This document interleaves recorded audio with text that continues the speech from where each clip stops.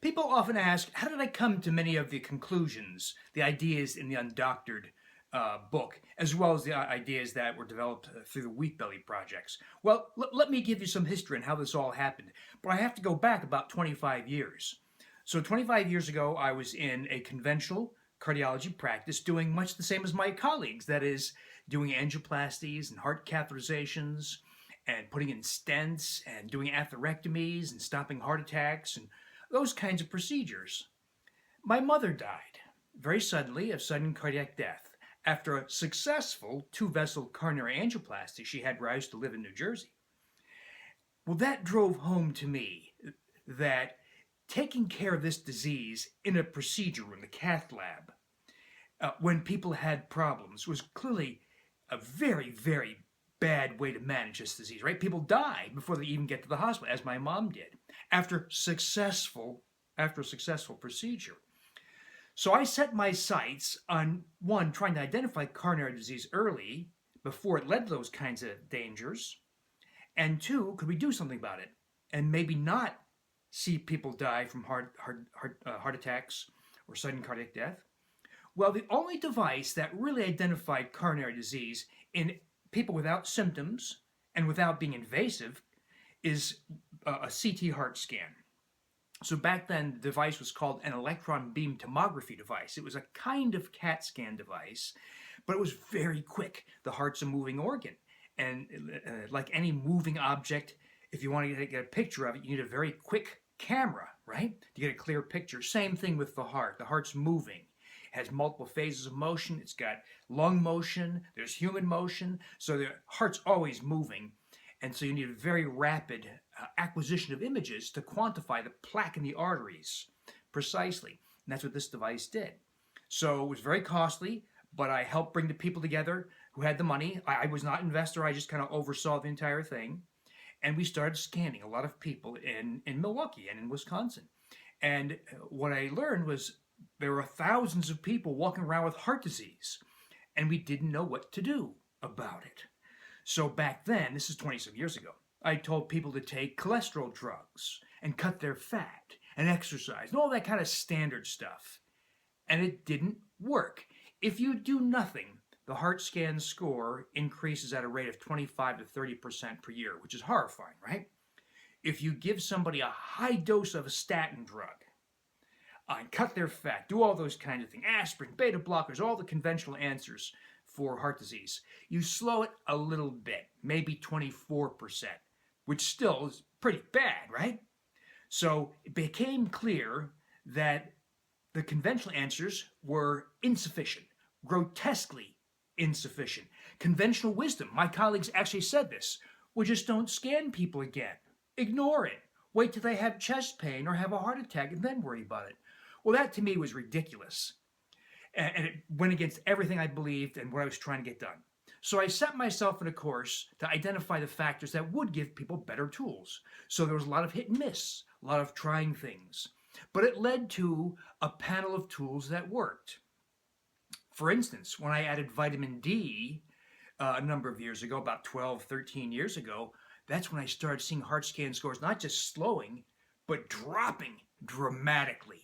A score of 700 could drop to 350 or something like that.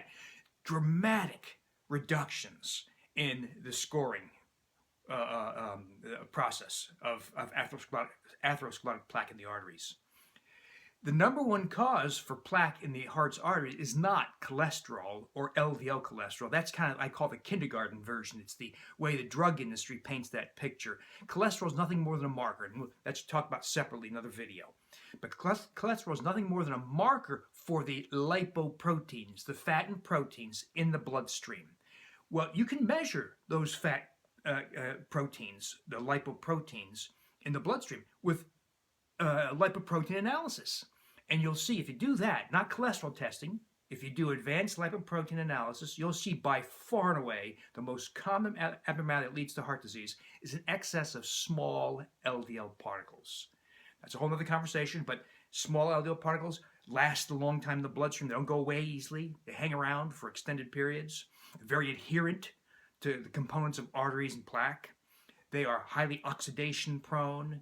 They're very inflammatory. They're perfect for causing heart disease. What two foods cause this? And this is not my data. This came from several other universities that published these data. What foods cause small LDL? Grains and sugars. Not fat, not bacon, not hamburger, not beef, not pork, but grains and sugars. So I took grains and sugars out of the diet of these people because they all had oodles of small LDL particles. They'd have, on an advanced lipoprotein analysis, they'd have a number like 2,100 nanomoles per liter, or 1,973, or something like that, or 2,400.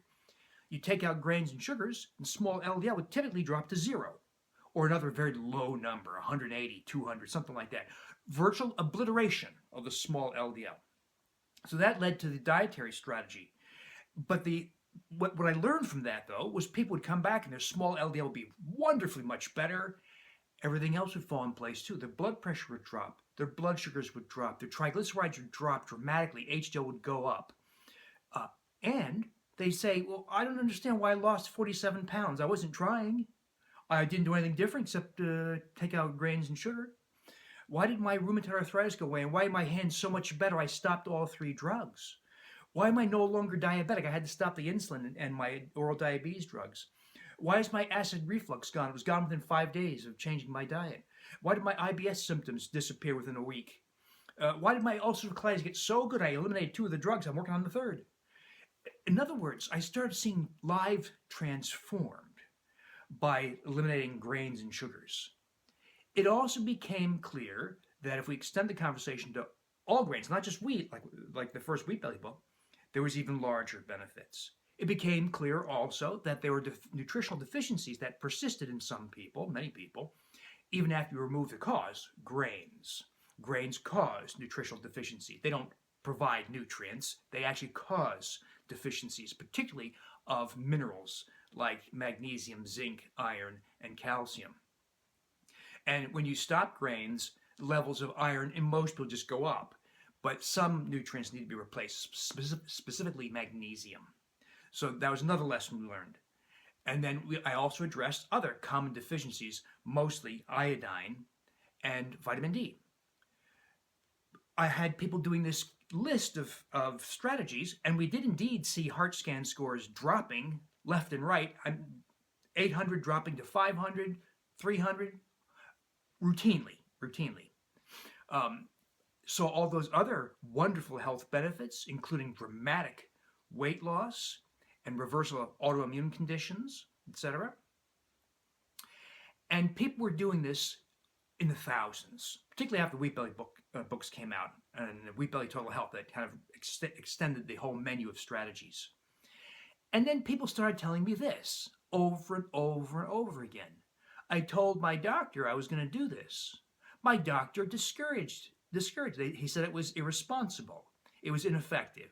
Went against all dietary guidelines. It would cause a heart attack, or it would make me go on cholesterol drugs or whatever. But I did it anyway. And they would have all these spectacular health effects. So what I saw also was that people were getting well on their own without the doctor, in spite of the doctor. So it became clear what we really had was we zigzagged our way here, but we stumbled on a program that restored health, literally reversing or preventing hundreds of health conditions and caused weight loss. And it didn't require the doctor's input. You could do it on your own because most people did it on their own and achieved spectacular success. Now, it also became clear we're in this age of information and smartphones and smartphone apps and collective collaborative websites. So we're also walking into an incredibly exciting era where you and I are getting tools that allow us to take on a lot of health responsibility for ourselves. If you can track your blood sugar, you can become a non-diabetic. If you can track your own vitamin D, you can manage your own vitamin D. In other words, I really mean you can be undoctored in so many aspects of health. Yeah, the doctor's there if you have a car accident or have a pneumonia or something like that where the healthcare system is necessary. But for so much of the common chronic health conditions that we're all familiar with, like eczema, seborrhea, joint pains, acid reflux, IBS, migraine headaches, all that common stuff we're all familiar with. You have extraordinary control over those conditions if given a little bit of benign information. And that's what led me to the undoctored principles. And in Undoctored, we also expanded by showing you how to apply all the new information, new health tools, health apps, smartphone apps, tracking devices, so that you, over time, will have this impressive armamentarium of tools to keep you and your family healthy and out of the clutches of the healthcare system. So if you've been following the Undoctored Conversations, you now know that the healthcare system is really not your friend much of the time. It's a predatory system looking for money to build its own revenues. So that's the downside. The upside is you have unprecedented power over your own health. That to me is so exciting. So that in a nutshell is how I got here. I didn't just think this all stuff up over a few weeks. We got here almost over 25 years of testing, trying, failures, successes, and now successes on an unprecedented scale at an exciting time where it's become possible to do so much more than we could even just 10 years ago.